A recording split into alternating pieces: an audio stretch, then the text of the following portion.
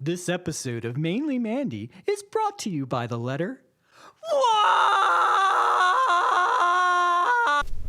Hi friends! How are you boys, girls, and MBs doing today? Oh, come on, you can be louder than that. Let's try again. How are you doing today?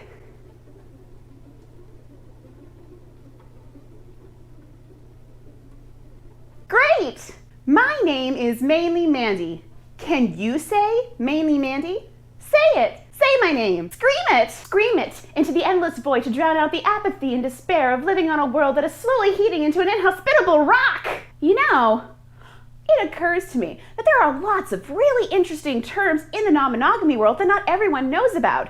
Words that I'll probably be using quite a bit as this channel grows and I continue making content in the vain hope to one day quit my day job.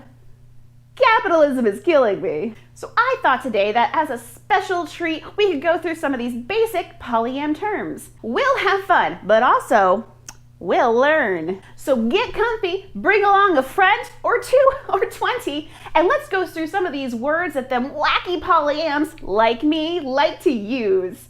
Are you ready to learn? I can't hear you. I said, are you ready to learn? Jeez, don't be yell, okay.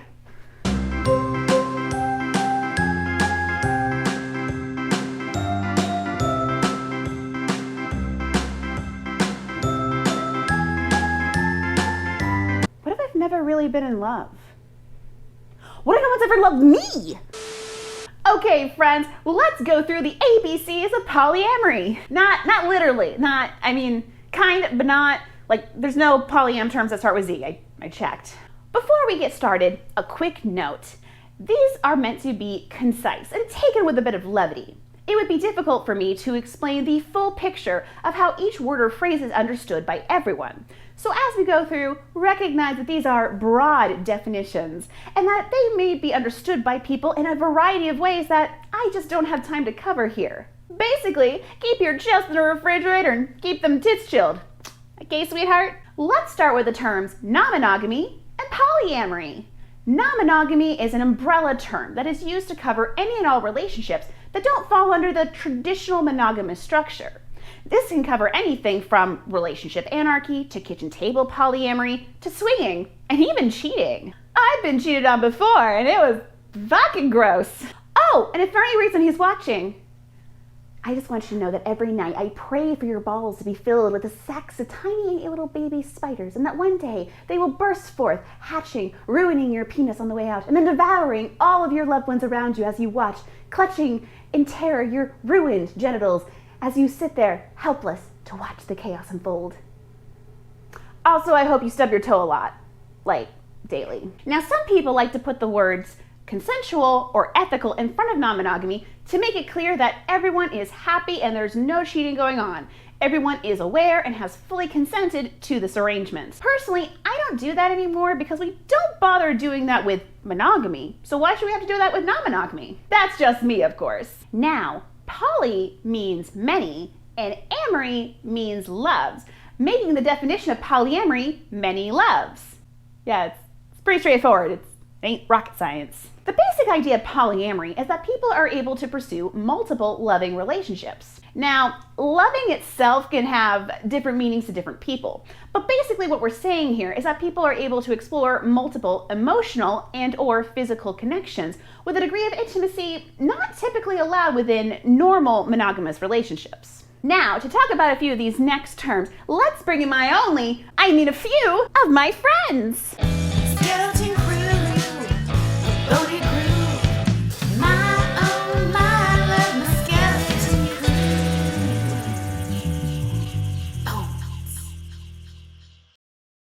V's. V's are configurations of two people who are dating the same partner, but not each other.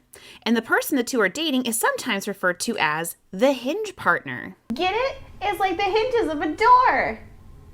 Well, you come up with something better. Then there are triads. Triads are when 3 people are all dating each other. Sometimes these are called thruples, which is a combination of the words three and couple. To learn how not to get a triad, watch my video about unicorn hunting. Of course, there can be larger configurations, such as quads, where everyone is dating everyone else. These can be open, in that members of the configuration are allowed to date people outside of it. Sometimes they are closed, which means the opposite. Closed polyamorous relationships are called polyfidelitous. Because in polyamory, we really love to add the word poly in front of existing words to create new words. It's a bit like how in some movies they like to add the word space in front of other words to make it more sci-fi. Speaking of, sometimes when a person feels like they have enough partners and really can't commit to any more, they call themselves polysaturated. Polysaturated essentially means that there's just so much going on in your love life that you don't really have time to commit to anything more. As I've said before, love may be an infinite resource, but time, energy, and money sure aren't. Space money! Now, let's talk about a few other kinds of non-monogamy. I've already discussed solo polyamory and relationship anarchy on this channel, so for deep dives into those topics, I put the links in the description box below. Swinging is when a couple is open to having sexual experiences with other people, but often only under specific circumstances. Swingers can either explore as a couple or separately, as long as potential sexual partners are approved. There are swinger events where people go for the purposes of playing with other trusted friends or strangers in a controlled environment. Sometimes polyamorous people are swingers too, because being a slut can be fun at any level. I'm scared that all of my loved ones will abandon me. Monogamish is a term coined by podcaster Dan Savage that describes a mostly monogamous relationship that has a bit of wiggle room. One where either person in the starting couple, depending on the circumstances, can take on another sexual partner outside of the primary relationship. Much further along the non-monogamy spectrum is the term kitchen table polyamory. KTP describes a kind of polyamory that is usually more enmeshed, one in which all partners are encouraged to be friends and to be active in each other's lives. No two KTP arrangements are the same, of course, but the general idea is that everyone gets along well enough that you could all sit down at a table together and eat a meal. Wow, we've sure learned a lot already, haven't we? Uh-oh. Either that's time's up on my biological clock, or the doomsday clock has finally, mercifully struck midnight. I'm just kidding. That means it's time for the coloring corner.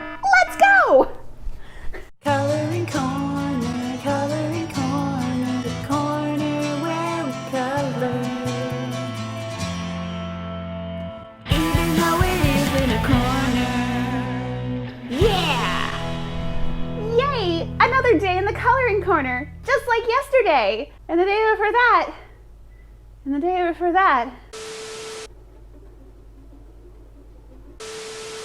Yay! Let's start with this one. They remind me of one of my metamors. Metamors are the partners of your partner who you aren't dating. And petamors are pets of your partner that aren't yours. Isn't that cute? I have a petamor who's a dog, and I don't ever have to walk her or clean up her shit or anything. Responsibility, more like responsibility, am I right? Another name for a polyamorous configuration is polycule. Polycules are kind of like relationship networks that can be filled with partners, metamors, and even just friends you like to give naked hugs to. I've also heard this called polyfamily. What'd I tell ya? Bunch of cunning linguists we are. Ah, well, look at that cutie. I'd pick them to be my primary partner if I did that kind of thing. Oh, a primary partner is somebody that in a more hierarchical structure is the first priority. Primaries typically have more power and privileges over the central partner's other relationships. Being a solo polyamorous / relationship anarchist, or as I like to put it, a fucking mess, an anchor partner is more likely to be my thing. An anchor is someone that you feel a deep sense of connection to, usually someone you've been with for a long time. Anchor acknowledges your loyalty, commitment, and the depth of your relationship without all that unnecessary hierarchy attached. Ooh, and she looks like she would make a great nesting partner. A nesting partner is someone that you live with, and is not, despite the name, someone you build a literal nest with. Chickadee-dee-dee, chickadee-dee-dee, caw-caw! One of my favorite terms for a type of partner is comets. A comet describes a person who isn't in your life on a regular basis, usually because they travel or are long distance. When you get to spend time together, it's lovely and wonderful. But when they go, it's almost like the relationship goes on pause. Like with a comet, the time with them may be brief, but it's beautiful all the same. Hey, Mainly Mandy! Look everyone, it's Gizmo, the aberration of nature who won't leave my apartment. Hi Gizmo, would you like to color with us? I do love coloring. It helps keep all the terrifying existential thoughts that are forever haunting me from overwhelming my brain. Oh, like what, Gizmo? Well, what happens when we die?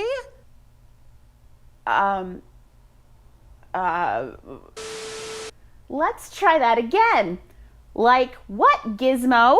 I heard some strange abbreviations, and I don't know what they mean. Can you help? Sure can. What did you hear? First of all, I've heard about an NRE. Is that the same thing as an NFT? No, silly Gizmo. For one thing, NREs aren't a late-stage capitalism scheme run by incels. NRE stands for New Relationship Energy. It describes that feeling that some people have at the beginning of a new relationship. You know, when you keep thinking about them all the time and you text them, butterflies in the stomach, stealing pieces of clothing to hide beneath your pillow. You know, normal things like that. Oh, I see. So it's like when Captain Sisyphus and I were first dating, and we would play in the sandbox all day, or spend a romantic evening murdering Nazis together. That's right. Wait, you and Sis are a couple? How did I not know this? 4 years strong, although we don't get out as much as we used to.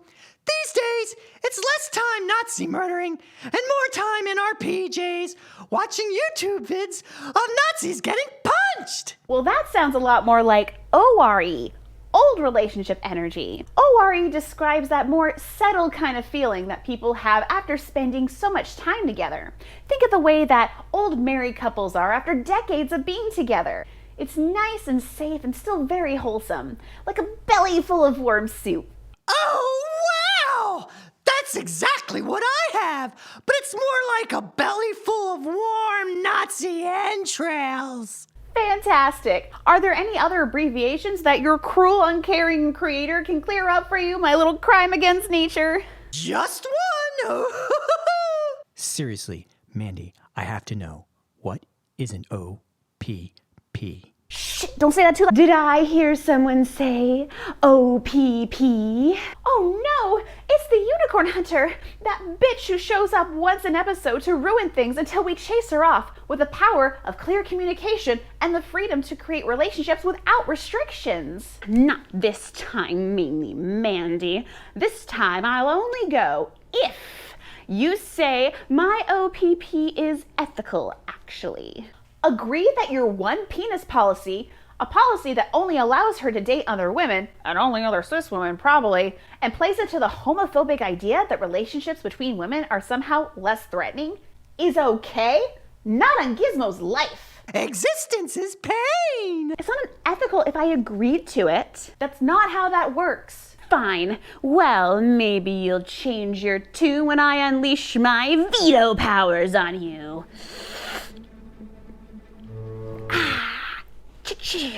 Okay, so veto power is a policy that basically allows you to end your partner's other relationships without any kind of discussion. It's not some magical ability. It would only affect me if I was currently dating your partner. I've explained this to you multiple times now.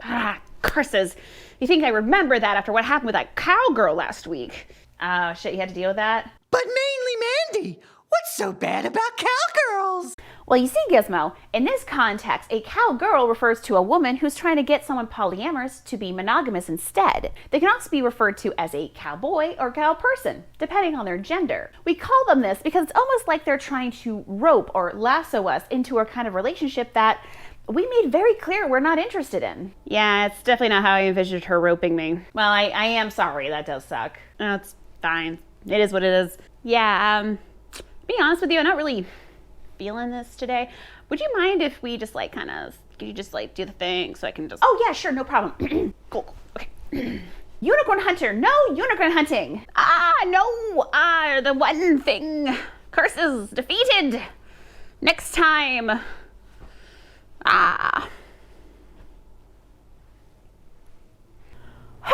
Wowee! What another exciting day of existence that I didn't consent to. What was your favorite word we learned today? What a terrible choice. But good for you. Were there any words I forgot to talk about today? Tell me in the comments below. And while you're down there, make sure to hit like, subscribe, and check that your notification bell is turned on. That way you'll know when the next terminology lesson comes out. Next time, we're gonna talk about compersion and jealousy. Wow, I can't wait. You have to. Well, friends, Mainly Mandy is gonna go take a nap with my vibrator. Until next time, remember the 3 B's. Be open, be honest, and if you're a unicorn hunter with an OPP, you're a bad person and should be ashamed of yourself. Goodbye. Bye, everyone. Say bye, Gizmo. Bye, Gizmo. Bye-bye. Bye-bye. Hey everyone, thanks so much for watching this video. I hope you enjoyed it. Special thank you to Adam Fellows for helping me with this one. Adam was a pure delight to work with. I didn't initially ask him to make any music for this. That's just something he did. He just did that, just took my silly lyrics that I came up with in like 2 seconds and made them into songs. What a comrade. Please go check out his channel, the Anarchy Funhouse. It is criminally underwatched. Since Adam was my co-writer in this one, I asked him if there was anything he'd like to shout out, and he shared with me 2 great organizations. The first, God's Love We Deliver, is a non-sectarian, I hope I'm saying that right, organization that delivers high-quality, nutritious meals to people with HIV, AIDS, cancer, and other serious conditions that make it difficult for them to make themselves food. They deliver about 2.5 million meals each year, with 70% of those going to people in New York's poorest communities. The second is Trans Lifeline. Trans Lifeline is a nonprofit grassroots organization that offers direct emotional and financial support to trans people. Even better, it's run by trans people too. They have dispersed over 1 million funds direct to those in need, and this last year they launched their advocacy department to get cops out of crisis hotline care. Links to those websites, which provide more information on how you can donate or even volunteer if you're able, are available in my description box.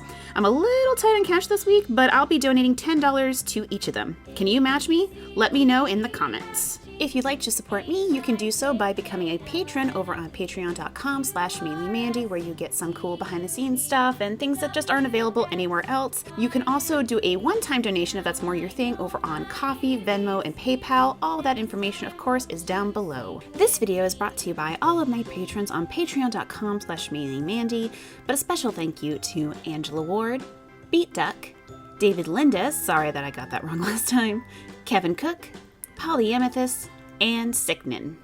Thank you so much for watching, and I hope to see you next time. Why?